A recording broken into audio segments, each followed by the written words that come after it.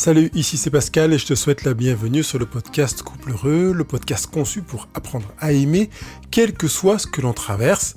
Aujourd'hui, on parle d'un sujet sensible, parfois tabou, mais terriblement humain. Comment cesser de mendier l'amour ?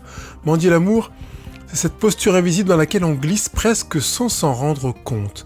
Quand on attend un message comme une bouée, qu'on accepte les miettes en espérant que ce sera suffisant, quand on s'excuse d'exister juste pour ne pas être quitté et qu'on fait profil bas, on ne s'affirme pas, on essaie d'être transparent et pourtant à force de trop donner, de trop attendre, eh bien on se perd, on se fait mal, on s'abîme, on souffre.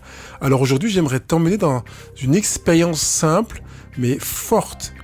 Apprendre à ne plus supplier d'être aimé et à savoir comment devenir cette personne qui se tient et qui vit enfin pour elle, qui cesse de mendier mais qui pourquoi pas apprend à semer, à se dire carrément je suis là pour moi et pas que pour l'autre.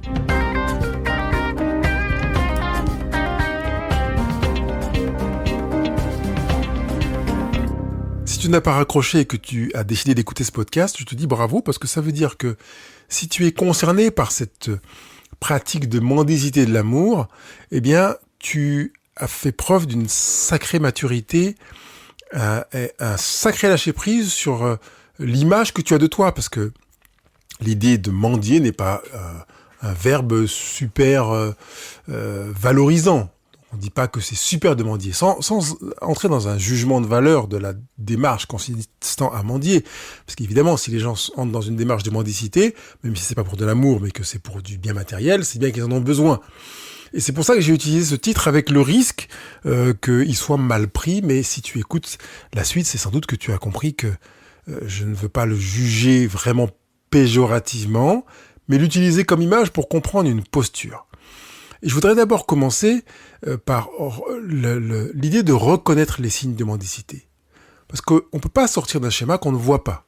Alors je te propose d'abord de t'arrêter sur l'observation et voir si tu te reconnais dans un de ces comportements. Par exemple, tu te tais pour éviter les conflits, quitte à avaler ce que tu ressens. Où tu fais tout pour être à la hauteur, toujours agréable, toujours disponible, toujours adapté.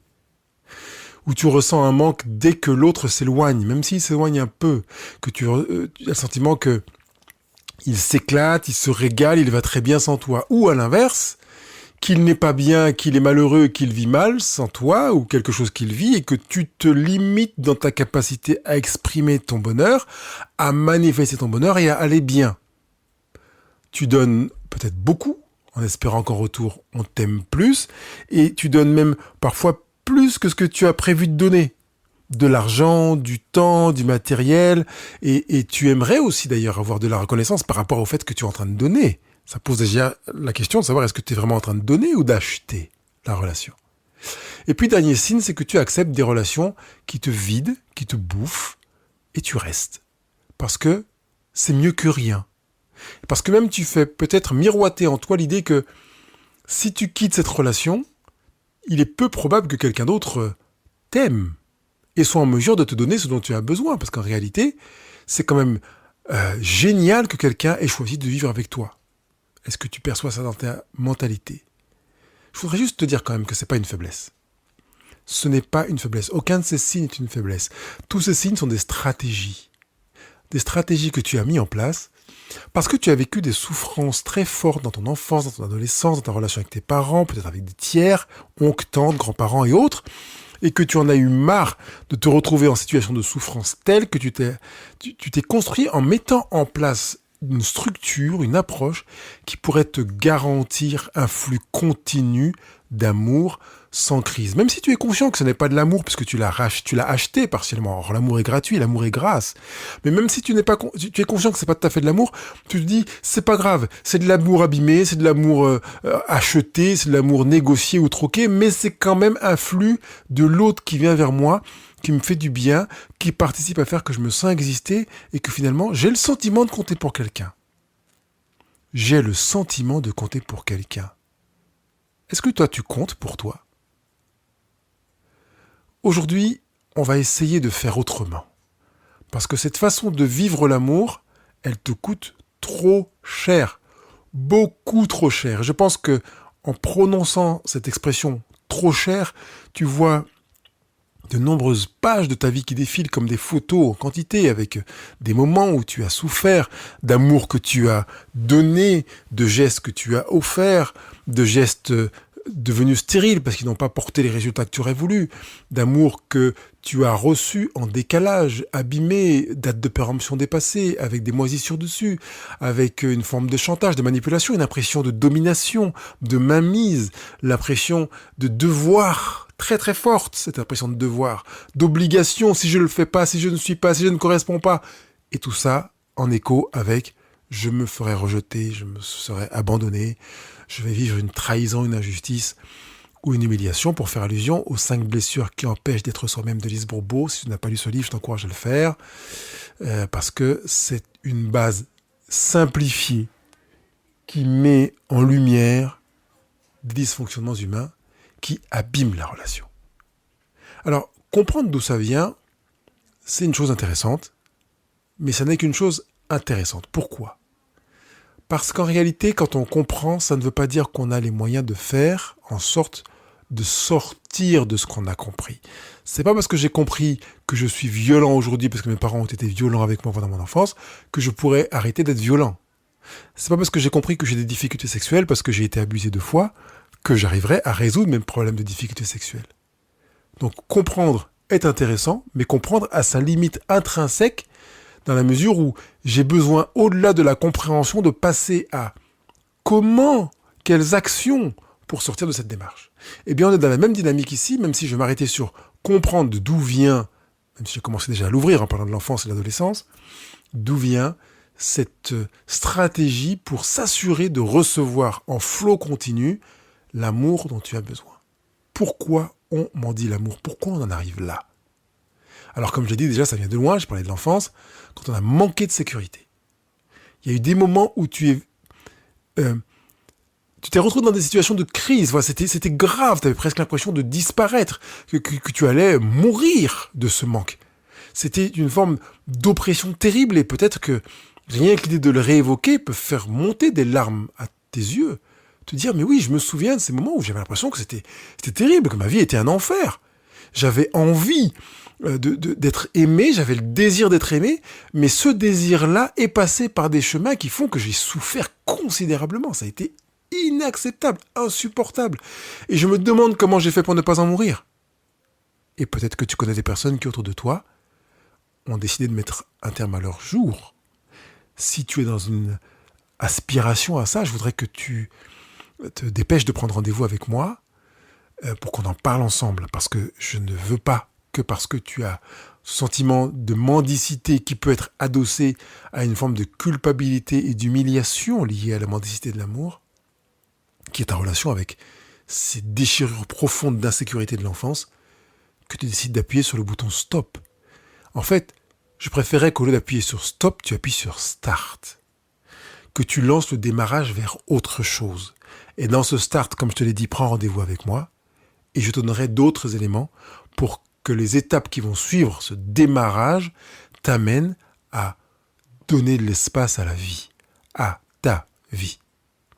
Quand on a manqué de sécurité, je disais donc qu'on est dans une souffrance considérable et qui a été l'occasion de brèches béantes et hyper douloureuses. Et puis il y a aussi le regard que on a posé sur toi, regard que tu as posé sur toi également, regard qu'on a posé sur toi par rapport à ton corps, par rapport à ton attitude, par rapport à des écarts entre ce que l'on attendait de toi et qui tu étais, avec des impossibilités d'être la personne que l'on voulait que tu sois et de te dire, mais en fait, je ne suffis pas, je ne peux pas suffire. Je n'ai pas les outils pour correspondre à ce qu'on veut, et comme je ne peux pas, je vais forcément me contraindre à m'adapter et faire preuve de contrition pour rentrer dans la boîte, dans le cadre de ce que l'on attend de moi. Comme ça, au moins, je recevrai un peu d'amour même si je n'existe pas. Tu entends le paradoxe ? Je vais recevoir un peu d'amour même si je n'existe pas. Je m'interdis d'être moi parce que, quand même, je vais recevoir. Et par voie de conséquence, il y a cette aspiration à la validation. parce que je veux que tu reconnaisses que je vaux ce que tu estimes que tu voudrais que je vale, eh bien, je sais que tu vas me donner de l'amour. Je sais que si je suis l'enfant que tu voudrais avoir, tu vas me donner de l'amour. Et tu entends que dans ce biais, ce n'est pas toi qui reçois l'amour. C'est l'image de toi que tu renvoies et qui correspond à ce que ton parent a voulu. Et tu es conscient que cet amour-là ne t'est pas destiné, ce qui peut produire une atteinte à ton estime de toi et à ta culpabilité. Il est possible que ça rayonne dans ta relation conjugale. Où tu te dis, mais en fait, dans mon couple, je donne à voir à mon partenaire celui ou celle qu'il voudrait voir. Et je sais qu'au fond de moi, je me déteste, j'ai horreur de moi et je me supporte pas parce qu'en fait, je sais très bien que celui ou celle que je suis en train de lui donner à voir n'est pas celle ou celui qu'il pense aimer, mais je suis tellement convaincu qu'il ne m'aimerait pas si j'étais vraiment moi, que je me retrouve dans une sorte de tourbillon vicieux dans lequel je ne peux pas m'autoriser à être moi. Avec, évidemment, cette conviction profonde que si jamais il me voyait comme je suis, comment pourrait-il m'aimer ? Quand l'amour n'était pas toujours là, pas toujours fiable, pas toujours doux, pas toujours constant et stable, alors tu as développé un réflexe. Si je fais tout bien, je serai aimé. Si je deviens ce qu'on attend de moi, je ne serai plus jamais abandonné, plus rejeté, plus humilié, plus délaissé. On appelle ça une blessure affective. Mais moi, j'aime dire que c'est une faim, en fait. Parce qu'elle se manifeste par une blessure affective, mais elle se manifeste en même temps par une aspiration profonde de recevoir, de recevoir, de recevoir. T'as la dalle d'être aimé, une faim d'amour, et quand on a faim, on prend ce qu'il y a. Même si ce qu'il y a est en partie avarié, que c'est balancé par je ne sais qui n'en voulait plus, ben au moins j'ai quelque chose, même si c'est froid, même si c'est peu, même si c'est pas super, et que c'est pas ce que je voulais, c'est pas ce que j'aurais aimé, mais j'ai au moins quelque chose. Et je vais pas me plaindre, mieux vaut avoir ça que ne rien avoir. Ou mieux vaut un tien que deux tu l'auras. Mais voilà, je te dirais que c'est pas ta faute si tu en es là, si tu ressens ça. Tu as grandi avec cette construction qui fait que tu as eu besoin de te sécuriser. Ça, c'est ton histoire. Et dans cette démarche, tu t'es fait croire que pour la sécurité intérieure dont tu avais besoin, tu devais dépendre et t'adapter aux autres. Et c'est faux. Tu es allé dans une école, finalement, qui a participé à déformer ta capacité à regarder ce qui est sain, ce qui est juste. Alors, je suis heureux de savoir que tu as réussi à récupérer les miettes, les restes, même si c'était froid, même si c'était moins bon que ce que tu aurais voulu, et que tu as quand même reçu de l'amour.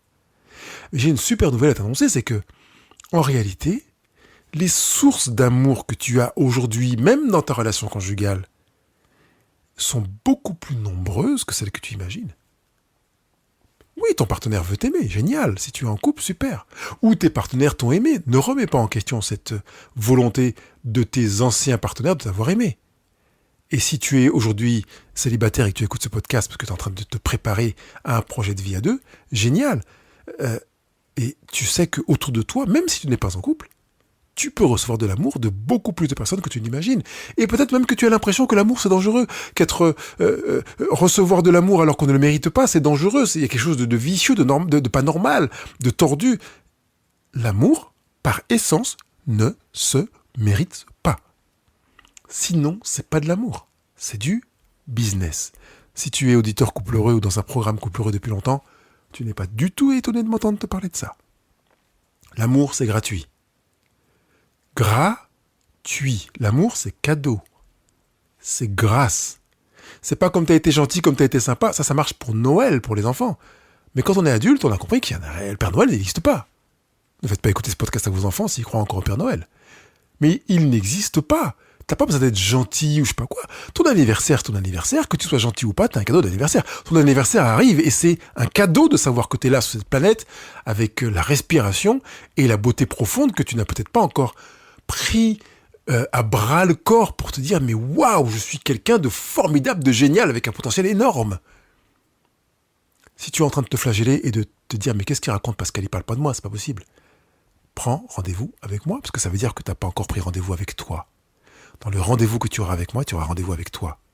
Pour commencer à apprendre à te regarder. Apprendre à être là pour toi.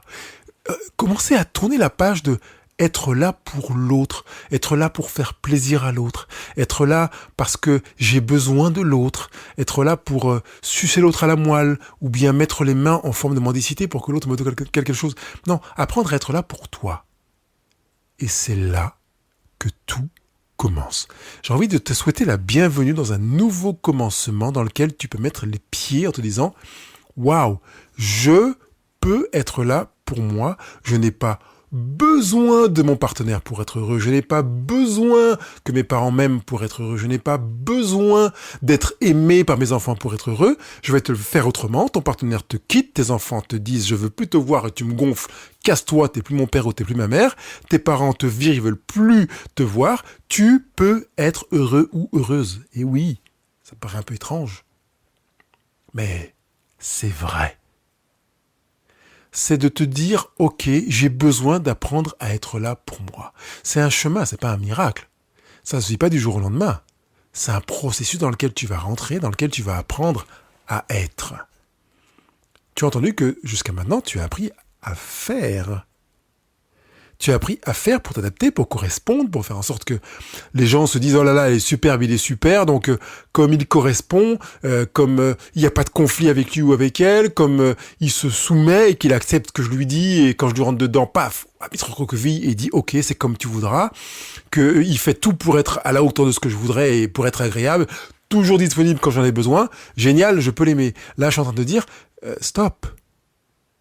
Tu vas te dire je suis là pour moi et je peux apprendre à être sans plus faire pour l'autre, faire par rapport à l'autre, faire pour que l'autre se sente bien, faire pour qu'il n'ait pas envie de partir de moi, faire pour que je puisse espérer quelque chose de lui ou quelque chose de plus de lui que ce qu'il m'a donné jusqu'à maintenant, faire pour être accepté par l'autre. Tu vas maintenant écrire sur un papier, peut-être mettre cet audio en pause et te dire que tu vas écrire faire.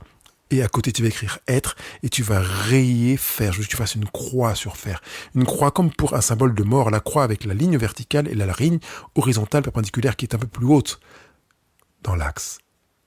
Je choisis de mourir au faire. Tu peux écrire cette phrase, l'écrire tranquillement. Je choisis de mourir au faire. F-A-I-R-E, on a bien compris. Et de renaître à l'être. L''E, accent circonflexe R-E. Voici 4 clés concrètes pour commencer à être. Mais avant de te les délivrer, je te dirais vraiment, s'il te plaît, mentalise, visualise que tu peux être. Ça veut dire que cette beauté de toi, que tu ne connais sans doute peut-être pas, et c'est la raison pour laquelle tu es en train d'écouter ce podcast, va venir te sauter à la figure. Tu vas découvrir des choses de toi en disant mais effectivement, ça c'est moi. Et tu auras envie d'appuyer sur la pédale de stop ou de balancer des choses de toi pour remettre du faire. Parce que tu as peur d'être. Tu as peur d'être pour quelle raison ? Parce que tu n'as pas pris l'habitude d'être. Dans ces 4 clés concrètes, je vais te demander d'être.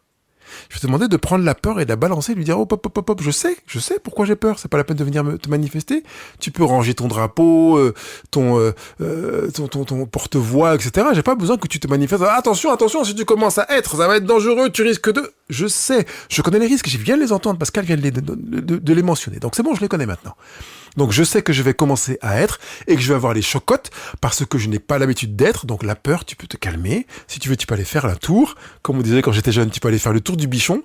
C'était le quartier dans le village dans lequel habitaient mes amis qui disaient le tour du Bichon.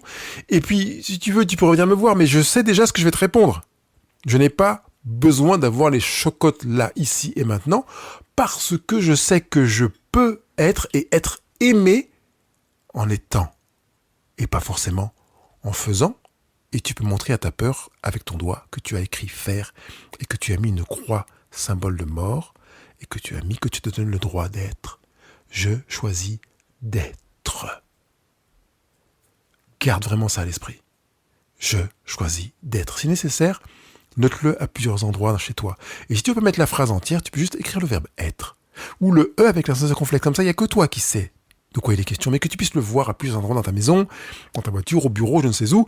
Mais que tu te rappelles que tu as choisi d'être. Si tu veux, tu mets le F de faire à côté et tu le rayes. Tu mets une croix dessus. Mais que vraiment, tu mentalises cette volonté de choisir d'être. Première des 4 clés concrètes que je veux te présenter aujourd'hui. La première, c'est de nommer quand tu es dans l'attente. Tu prends conscience que tu es à la première sortie de ta volonté d'être, ou plutôt de ton habitude de faire pour aller dans la direction de ta volonté d'être, et de te dire par exemple, je me rends compte que j'attends un message pour me sentir aimé. Je me rends compte que j'attends un signe pour me sentir aimé. Tu vas donc sortir de l'attente. Tu étais sur la route habituelle, pilotage automatique, ça roulait, c'est comme ça, tu étais dans l'attente. Maintenant, tu vas sortir de l'attente. Rien que le fait de nommer, de prendre conscience que tu es dans l'attente, va te permettre de prendre ta vie en main. Je reprends la main. Je sors de l'attente. Quelque part, tu pourrais dire à ton partenaire, sans le lui verbaliser comme ça, maintenant je n'attends plus de toi pour être aimé. Et tu peux tourner vers ton enfant et lui dire, maintenant je n'attends plus de toi pour me sentir aimé. Un des signes d'ailleurs qui montre en tant que parent qu'on utilise son enfant pour se sentir aimé, c'est que quand on le voit, on lui dit tu fais un bisou à papa ou tu fais un bisou à maman, alors que c'est le parent qui est censé donner de l'amour. Il n'est pas censé recevoir de son enfant. Si l'enfant veut aimer le parent, tant pis, tant mieux, tout ce qu'on veut. Mais c'est aux parents d'apprendre à aimer à son enfant. Donc c'est aux parents de vouloir donner baiser ou bisou à son enfant ou câlin. Donc viens, papa ou maman va te donner un câlin. Et si tu veux en donner un, c'est comme tu veux. Mais du coup, tu vas te percevoir en train de ne plus dire à ton enfant, est-ce que tu peux donner un câlin à papa ou à maman? Tu vas être dans l'être. Et finalement dire à ton enfant ou à ton partenaire, je choisis de ne pas être dans l'attente et de reprendre la main. Tu veux un câlin de ton partenaire? Va le chercher. La vie, c'est comme un grand buffet et je m'arrête là. Et si tu connais pas la suite, ça veut dire que tu n'as pas encore écouté assez les podcasts Couple Heureux, parce que ce soit dans un podcast ou dans un programme, je l'ai répété je ne sais pas combien de fois. Peut-être que je te donnerai la suite tout à l'heure. Première clé concrète, c'est de nommer quand tu es dans l'attente. Je me vois dans l'attente, je m'identifie dans l'attente, je choisis de sortir de cette attente et de rentrer dans mon rôle de je reprends la main. Je n'ai pas besoin de toi, je n'attends pas de toi pour me sentir aimé. Deuxième clé concrète pour commencer à sortir de ce chemin de l'attente et de la dépendance, de la mendicité pour passer dans le chemin de l'être. Quand tu sens un vide, que tu as un sentiment fort de te sentir aimé, au lieu de courir vers quelqu'un qui va te donner l'amour dont tu as besoin, fais une pause. Et demande-toi, et moi, est-ce que je m'écoute? Est-ce que je me comprends? Et est-ce que je me donne ce dont j'ai besoin? Là, tu vas te valider toi-même dans cette deuxième étape, dans cette deuxième clé. Je prends conscience que j'ai besoin de m'écouter, j'ai besoin de me sentir aimé. Je m'écoute, j'en prends conscience. Je ne vais pas courir, me précipiter vers quelqu'un qui va pouvoir me donner de l'amour. Est-ce que je sais pourquoi j'ai besoin, ou ce sentiment de besoin d'un amour qui vient de l'extérieur? Parce qu'il est possible que ce soit en relation avec une émotion que tu ressens, et une émotion dans laquelle tu vas avoir tendance à te dévaloriser. Tu penses que tu vaux moins. On est sur l'être. Tu as l'habitude de faire. Et que cette impression de valoir moins que tu ne vaux en réalité, tu sais qu'elle est erronée. Ok, je prends le temps de m'écouter. Je prends le temps de découvrir les raisons pour lesquelles je ressens ce besoin d'être aimé à l'extérieur, et notamment le fait que j'ai l'impression de ne pas avoir suffisamment de valeur à mes yeux. Je me corrige. Et je valide mon émotion en m'offrant ce que j'attends. Offre-toi ce que tu attends désespérément. Je m'écoute. Je me prends en compte. Et j'ai besoin de me sentir aimé. J'ai besoin d'être aimé. Alors je vais m'aimer. Tu as entendu que j'ai dit deux choses. J'ai besoin de me sentir aimé et j'ai besoin d'être aimé. Ces deux expressions ne sont pas synonymes. Parce que tu peux avoir besoin de te sentir aimé et en fait, mettre l'accent sur l'expérience émotionnelle de l'amour. Et j'ai une excellente nouvelle, c'est que tu peux être aimé sans ressentir de l'amour. Comme tu peux être en France sans ressentir que tu es en France. Comme tu peux être vivant sans ressentir sur le plan émotionnel que tu es vivant. Mais c'est pas parce que tu ne ressens pas une chaleur émotionnelle, je me sens vivant, que tu n'es pas vivant. Ce n'est pas parce que tu ne ressens pas une chaleur émotionnelle, je me sens m'aimer moi-même, que tu ne t'aimes pas. Ça veut dire que quand je te dis que là, je voudrais que tu valides ton choix de t'aimer, ne te fonde pas sur le ressenti émotionnel, qui est souvent un piège, mais fonde-toi sur un acte. Je suis aimé parce que je choisis de m'aimer et je vais poser un acte. Ceux que j'accompagne savent que je parle d'action bonheur qui correspond à je m'aime. Est-ce que tu peux préparer une playlist dans laquelle, quand tu vas l'écouter, tu vas te dire je m'aime? Est-ce que tu pourrais utiliser un symbole, un geste, dans lequel, quand tu vas le toucher, tu vas te dire je m'aime? Est-ce que tu peux symboliser un petit objet que tu peux avoir sur toi en permanence, qui fait que quand tu vas le visualiser ou le toucher, tu vas te dire « je m'aime ». Je ne te parle pas de ressentir que tu t'aimes, mais de te dire « je m'aime ». Est-ce que tu peux fermer les yeux et visualiser un lieu, un espace, une couleur, une forme, qui quand tu la vois, tu te dis « je m'aime ». Et que je t'insiste pour te dire que je ne te demande pas de ressentir que tu t'aimes, mais de te dire que tu t'aimes, de croire que tu t'aimes, d'agir comme quelqu'un qui s'aime, c'est-à-dire d'être toi dans l'acceptation, pas de jugement. Tu te dis, je choisis de déverser en moi ce dont j'ai besoin. Et ça peut être avec une action aussi simple que de lire une pensée positive dans laquelle tu sais que tu vas te faire du bien, tu vas te construire, tu vas te valoriser. Tu peux décider de poser un acte dans lequel je vais prendre un temps de faire de la respiration et de me remplir d'amour. Même si tu ne ressens pas l'amour, j'insiste bien, tu constates que j'insiste bien pour te dire de ne pas te fonder sur ton ressenti émotionnel, mais sur le fait que tu te remplis d'amour. C'est pas parce que tu ne sens pas l'air dans tes poumons, parce que tu sens pas l'air dans tes poumons, tu le sens juste dans tes narines. Mais c'est pas parce que tu ne sens pas l'échange oxygène, exportation de dioxyde de carbone que tu ne t'oxygènes pas. Détache-toi du ressenti émotionnel pour passer dans l'action pure. Si peut-être tu as besoin de te placer dans une action de lecture, de yoga, de danse, de saut de joie, etc., fais-le en te disant « Quand je saute de joie, je m'aime ». Ça me fait sourire parce que ce matin, j'ai enregistré une vidéo de la danse de joie pour quelqu'un qui m'a dit « Pascal, c'est super avec le coaching, j'ai fait ce que tu m'as dit et ça m'a fait ça, génial. J'ai fait la danse de la joie et je l'ai filmé pour le lui envoyer. » Tu ne verras pas ma danse de la joie. Pas encore, tu la verras en événement parce que il n'y a pas un événement couple dans lequel je ne fais pas la danse de la joie en présentiel. Donc, vraiment, fais ta danse de la joie, fais quelque chose dans lequel tu peux faire ta danse de l'amour, invente quelque chose dans lequel tu te dis quand je fais cet acte, je me dis je m'aime, point barre, je ne dépends de personne. J'aime bien cette image de dire que c'est pas parce que tu n'as pas le soleil qui brûle ta peau ou que tu ne vois pas le soleil que le soleil n'est pas là. Le soleil est, verbe être. Il ne fait pas que tu ressentes sa chaleur, mais il est. Tu peux choisir de t'aimer, même si tu ne ressens pas d'amour pour toi. C'est une manière d'arriver dans cette troisième clé concrète dans laquelle tu reprends ton espace. Petit à petit, tu fais des choix qui te font du bien, même s'ils ne te plaisent pas, forcément, mais que tu sens qu'ils te nourrissent, et des choix qui te font du bien, même s'ils ne plaisent pas à l'autre. Tu n'as plus besoin d'attendre la validation de l'autre. Dire non, dire je ressens ça, et ne pas te sentir coupable de ressentir. Refuser désormais que ton partenaire corrige ton ressenti émotionnel.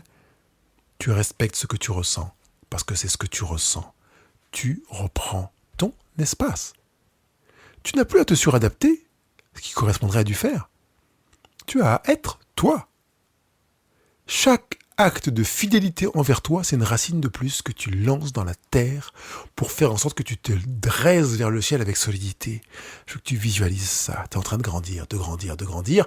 Mais grandir, ça veut dire d'abord du haut vers le bas, dans la phase souterraine. Tu es en train de semer et d'arroser une nouvelle croyance, de nouvelles approches. Je vais mettre de l'accent sur être. Et plus tu prends de l'assise, de l'embase vers le bas, et plus tu peux t'élever pour être costaud. Je rappelle qu'une plante, quelle qu'elle soit, pousse, grandit d'abord en mode souterrain avant d'être aérienne. Sinon, elle serait balayée par le premier souffle de vent. Et en plus, à Marseille, avec le Mistral, crois-moi, je sais de quoi je parle. La quatrième clé concrète que je voudrais te délivrer aujourd'hui, avant qu'on termine ce podcast, c'est de choisir d'aimer sans dépendre. Tu peux aimer. Tu peux avoir besoin de liens, ouais, mais pas dépendre du lien. Et jusqu'à présent, sans doute, tu as cru que tu dépendais. C'est la raison pour laquelle tu avais besoin, d'après toi, de l'autre. On a besoin des uns des autres, les humains, on est des êtres grégaires. On a besoin les uns des autres pour une sorte de sécurité sociale, économique, politique et tout ce qu'on veut.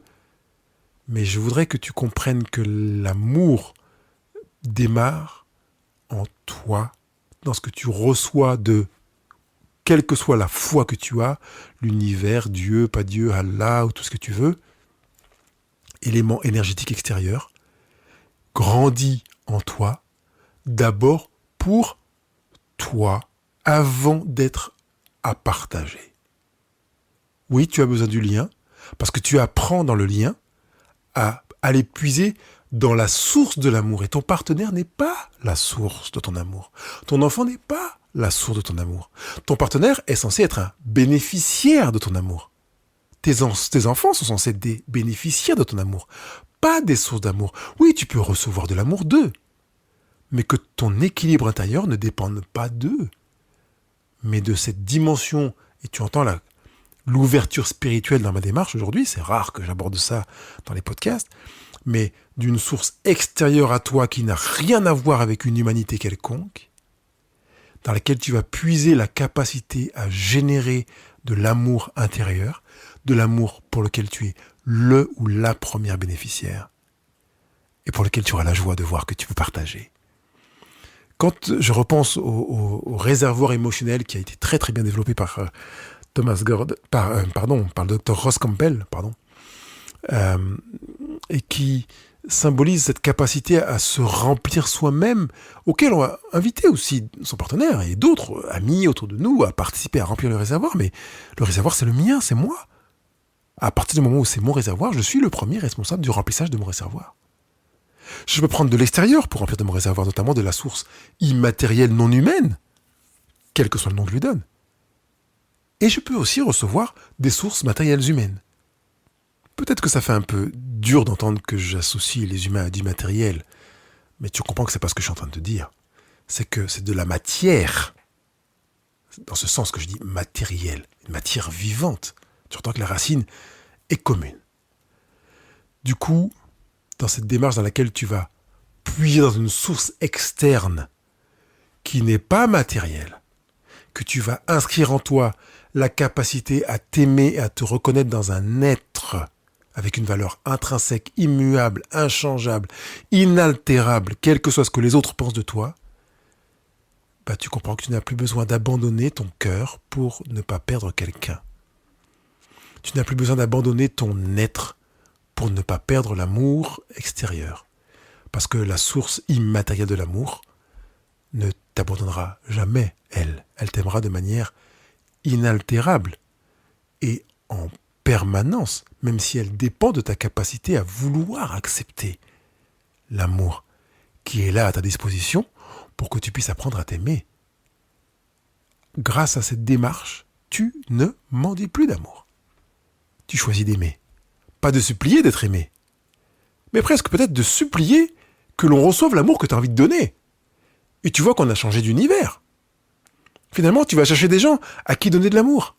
Mais je peux t'aimer, mais et si la personne ne veut pas, eh bien tu proposeras, tu reposeras, tu attendras qu'elle soit disponible, disposée à recevoir. Mais on a changé carrément les règles du jeu.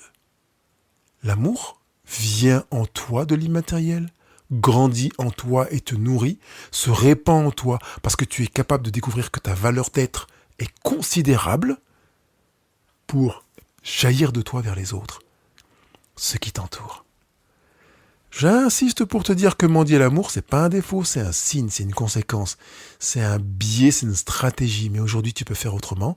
Tu peux poser ton regard sur toi, te tenir, te respecter, découvrir ta valeur. Pas parce que t'as pas besoin, pas parce que t'as besoin de personne, mais parce que tu as choisi de ne plus avoir à t'abandonner toi-même, mais à abandonner tes sources matérielles d'amour pour les recevoir d'ailleurs. Et donc tu peux continuer à aimer, continuer de t'aimer, de t'attacher, de créer du lien, parce qu'il n'y a plus de dépendance dès que tu es rentré dans cette dynamique-là.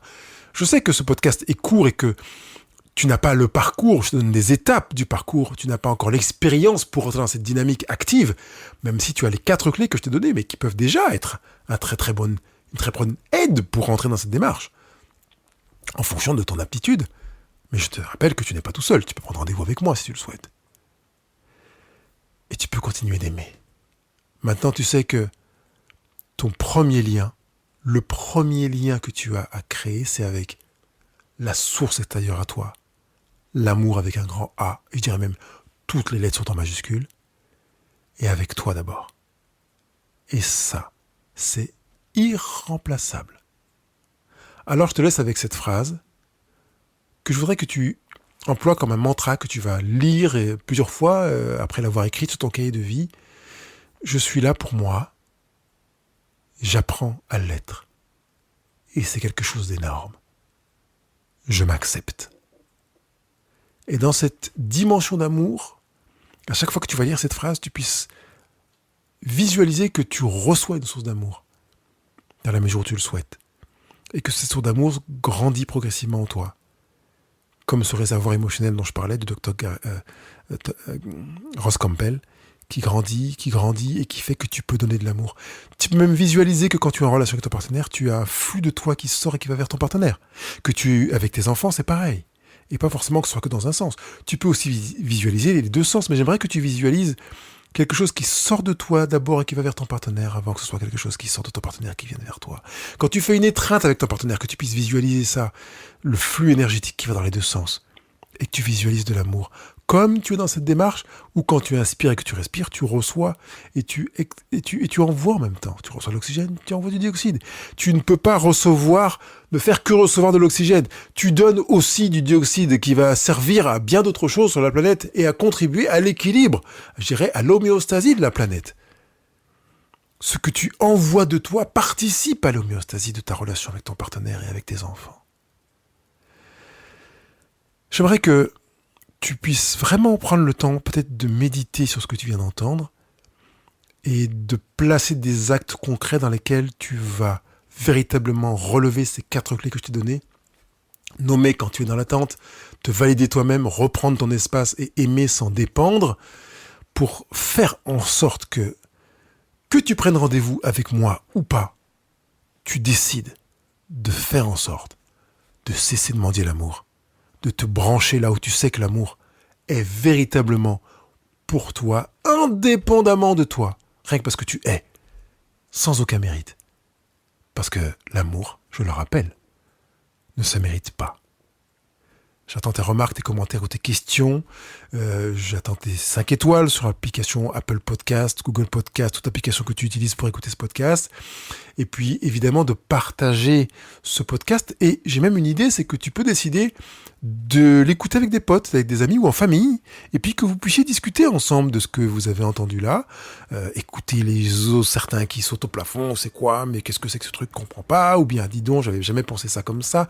Que vous puissiez faire un débat en famille, entre amis, quel que soit, sur la plage ou autre, si vous écoutez ce podcast pendant l'été, mais que tu puisses t'en enrichir et que ceux qui le recevront grâce à toi, sans doute, te remercient en disant vraiment je te remercie pour ce podcast parce que je n'avais jamais vu les choses comme ça et je me suis véritablement enrichi. Merci de me faire ce cadeau.